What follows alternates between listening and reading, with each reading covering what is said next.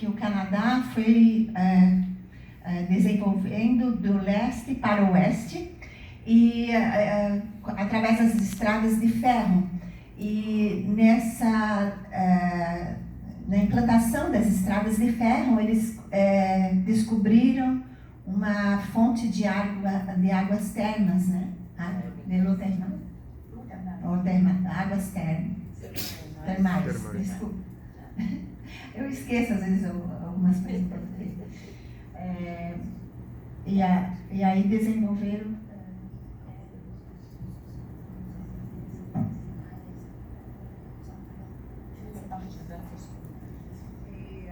E depois que eles descobriram essas águas termais, eles criaram um parque, o primeiro parque também no Canadá. Donc en 1948, date importante, c'est la création de l'Union internationale pour la protection de la nature. Donc on est encore dans la protection de la nature sous les auspices de l'UNESCO. Et donc ça a donné lieu par la suite à plusieurs conventions et programmes, notamment la protection des zones humides, des espèces menacées, etc. Bon. Excuse-moi, c'était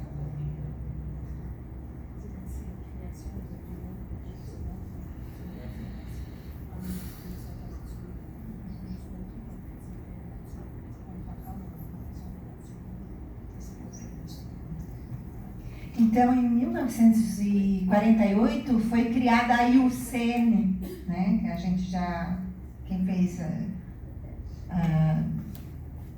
quem trabalhou sobre os parques nacionais, né? Sabe, da criação da IUCN, foi criada em 1948, e ela quer salientar, a professora quer salientar, que sempre a importância dada à natureza intocada, né? J'ai oublié de dire que les images qui accompagnent les diapositives, sauf celle-ci, ce sont des images d'espace public au Canada et à Montréal. Est-ce que tu peux dire ça? Les images qui accompagnent les diapositives, je voudrais leur dire que c'est des images d'espace public au Canada et à Montréal. Okay. Então, é para vocês observarem todos os slides que ela vai mostrar imagens de espaços públicos do Canadá, tá, para observar, com exceção dessa ali que não.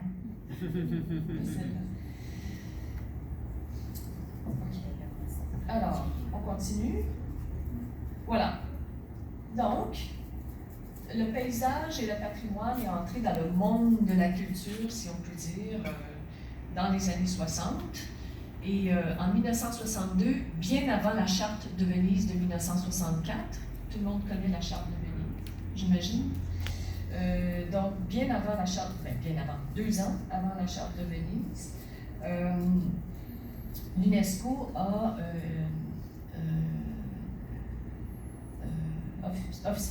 créé la recommandation concernant la sauvegarde de la beauté et du caractère des paysages et sites.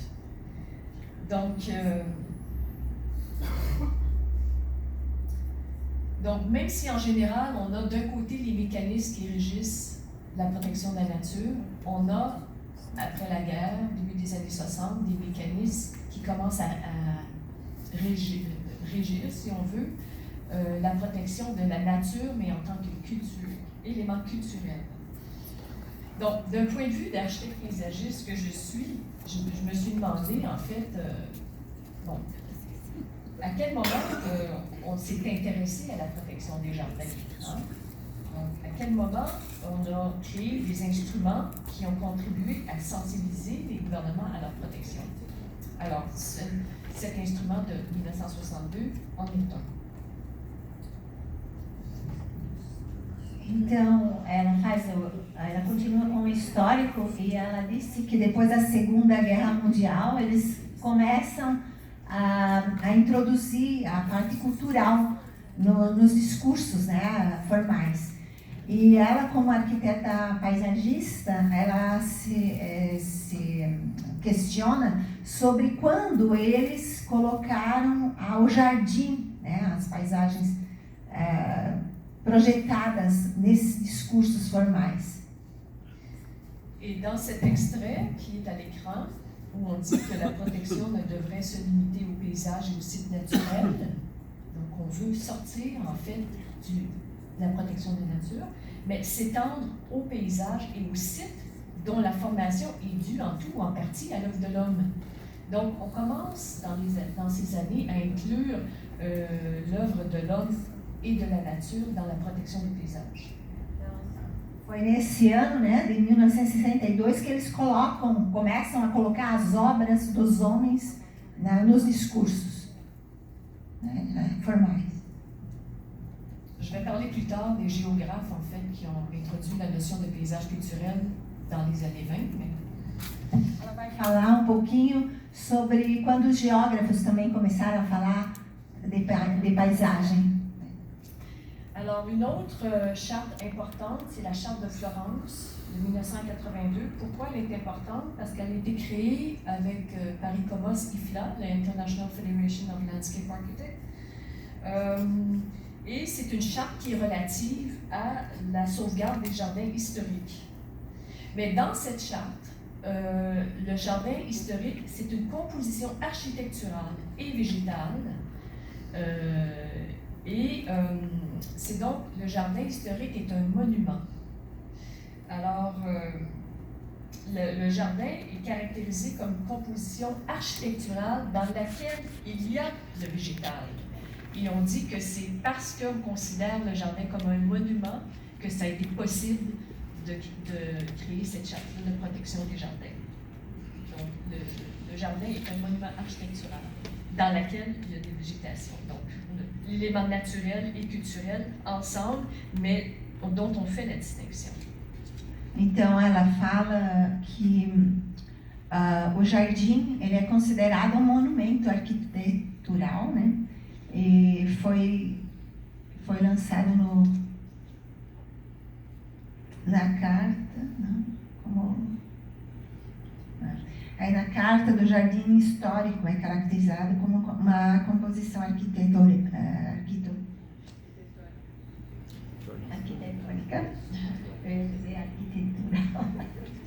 arquitetônica, na qual o vegetal domina. Isso quer dizer que constitui o material vegetal onde o aspecto reflete uma vontade de arte. E o ciclo das estações.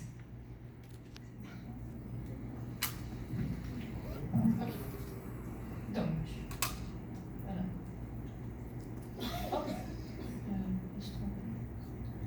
Excusez-moi. Je viens de parler de ça. Ela já falou sobre esse slide antes de passar.